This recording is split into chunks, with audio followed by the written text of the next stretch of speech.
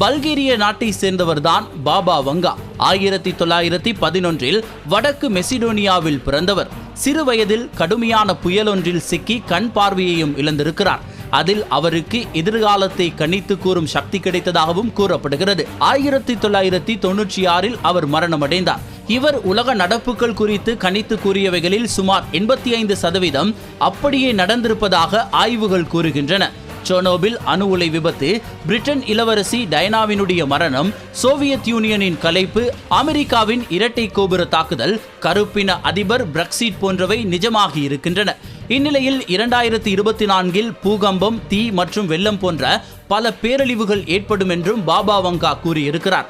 அவர் கூறியது போன்றே ஜனவரி 1 அதற்கான அறிவிப்பு. ஒட்டுமொத்த உலக செய்திகளிலும் ஜப்பானில் இடம்பெற்ற பூகம்பத்தை வைத்து பூகம்பங்கள் இந்த வருடம் அதிகமாகவே இடம்பெற போகின்றது என்கின்ற எச்சரிக்கையை எமக்கு தெளிவாக எடுத்து காட்டியிருக்கின்றன. அதே நேரத்தில் புற்றுநோய்க்கான தீர்வு கண்டுபிடிக்கப்படும், குவாண்டம் கணனிகளின் வளர்ச்சியில் குறிப்பிடத்தக்க முன்னேற்றங்கள் ஏற்படும் என்றும் கூறியிருக்கிறார். ரஷ்ய ஜனாதிபதி விளாடிமிர் புட்டின் தனது சொந்த நாட்டை சேர்ந்த ஒருவரால் படுகொலை செய்யப்படுவார் என்றும் கூறியிருக்கிறார். ஐரோப்பாவில் தீவிரவாதிகளின் தாக்குதல்கள் அதிகரிக்கும், பெரும் பொருளாதார நெருக்கடியும் ஏற்படும். அமெரிக்காவின் முன்னாள் அதிபர் டொனால்ட் ட்ரம்ப் மர்ம நோயினால் பாதிக்கப்படுவார். அது அவரை காது கேளாதவராக்கும் என்றும் அது அவருக்கு மூளையில் பாதிப்பை ஏற்படுத்தும் என்றும் பாபா வங்கா கூறியிருக்கிறார்.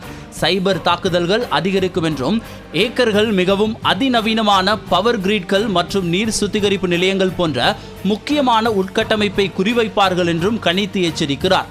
இந்நிலையில் இன்னும் சில ஆண்டுகளுக்கு பின்னர் நடக்கவிருக்கும் சம்பவங்கள் தொடர்பிலும் அவரின் கணிப்புகள் வெளியாகி இருக்கிறது.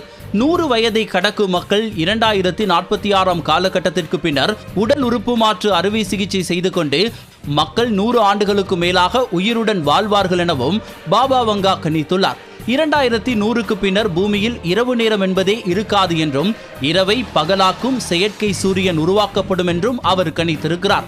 மேலும் பூமியின் சுற்றுப்பாதை 2023 மாறும் என்றும் விண்வெளி வீரர்கள் 2028 வீனஸிற்கு பயணம் மேற்கொள்வார்கள் எனவும் பாபா வங்கா கணித்துள்ளார். உலகம் 5079 காலகட்டத்தில் பேரழிவினால் முடிவுக்கு வந்துவிடும் என்றும் அவருடைய கணிப்புகள் கூறுகின்றன. 2024 ஆண்டை வைத்து நாஸ்ட்ரடாம்ஸின் கணிப்புகளும் பாபா வங்காவின் கணிப்புகளும் எமக்கு பல ஆச்சரியங்களை ஏற்படுத்தி இருந்தாலும் எதையும் எதிர்கொள்ள தங்களை தயார்படுத்திக் கொள்ள வேண்டும். அதே நேரத்தில் நாங்கள் அடிக்கடி கூறுவது போல காலநிலை மாற்றம் தொடர்பான சரியான அணுகுமுறையும் அது தொடர்பான பாதுகாப்பையும் எந்த ஒரு நாடு தவறவிடுகிறதோ அந்த நாடு இயற்கை பேரழிவினால் மிகப்பெரிய பாதிப்புகளை சந்திக்கும் என்பதில் மாற்று கருத்து கிடையாது. இலங்கை போன்ற குட்டி தீவு நாடு இயற்கை அனர்த்தங்களினால் பாதிக்கப்படுவது என்பது அந்த நாட்டையே நிர்மூலமாக்கிவிடும். அதனால் தற்போதைய ஜனாதிபதி ரணில் விக்ரமசிங்க காலநிலை மாற்றங்கள் தொடர்பாக எடுத்து வரும் நடவடிக்கைகள் தொடர்ச்சியாக மிக சரியான பாதையில் சென்று அதற்கு மக்களாகிய நாம் அனைவரும் சரியான ஒத்துழைப்புகளையும் கொடுத்து இந்த காலநிலை மாற்றத்தினால் இலங்கை தீவில் ஏற்பட போகின்ற அபாயங்களை குறைத்துக் கொள்வதற்கான நடவடிக்கையை இந்த 2024 நாம் அனைவரும் சரியான திட சங்கற்பத்தோடு ஏற்க வேண்டும் என்பதே தடம் நிகழ்ச்சியை பார்க்கும் அனைத்து ரசிகர்களுக்கும் நாங்கள் கூறுகின்ற மிக முக்கியமான ஒரு வேண்டுகோளாகவும் அமைந்திருக்கிறது.